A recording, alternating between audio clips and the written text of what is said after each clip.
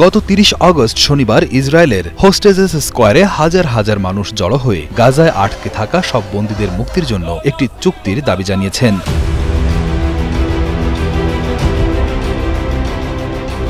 বিক্ষোভে প্রকম্পিত ইসরায়েলের রাজপথ। প্রধানমন্ত্রী বেনিয়ামিন নেতানিয়াহুর গোয়ার্তুমিতে জিম্মিদের জীবন বিপন্ন হচ্ছে বলে মনে করছে ইসরায়েলের জনগণ। এ সময় বিক্ষোভকারীরা একটি বিশাল ব্যানার প্রকাশ করেছেন, যাতে ডোনাল্ড ট্রাম্পকে ইতিহাস গড়তে এবং গাজায় আটকে থাকা বন্দীদের মুক্তির জন্য একটি চুক্তি করার আহ্বান জানানো হয়েছে।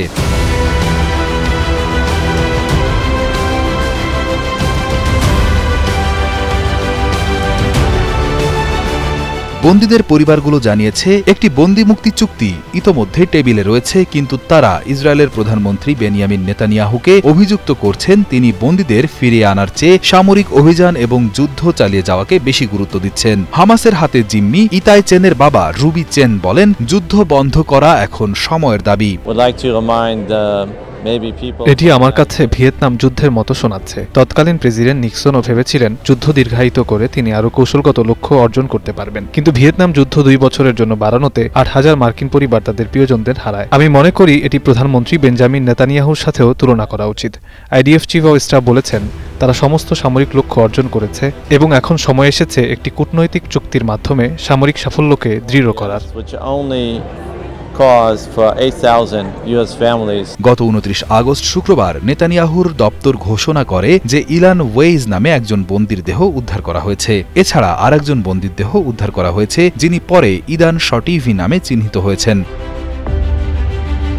ইদান শটিভিকে নোভা মিউজিক ফেস্টিভ্যাল থেকে অপহরণ করা হয়েছিল, যেখানে তিনি হামাসের হাত থেকে অনেককে পালাতে সাহায্য করেছিলেন। ইসরায়েলের তথ্য অনুযায়ী ওয়েইজ এবং শটিভির দেহ উদ্ধারের পর গাজায় এখনও 48 জন বন্দী রয়েছেন, যাদের মধ্যে মাত্র 20 জন জীবিত আছেন বলে ধারণা করা হচ্ছে।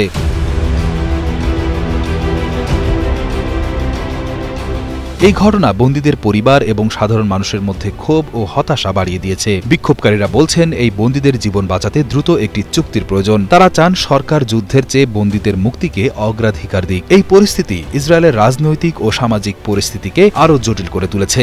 সবাই এখন একটি শান্তিপূর্ণ সমাধানের অপেক্ষায়, যাতে বন্দীরা তাদের পরিবারের কাছে ফিরে আসতে পারেন।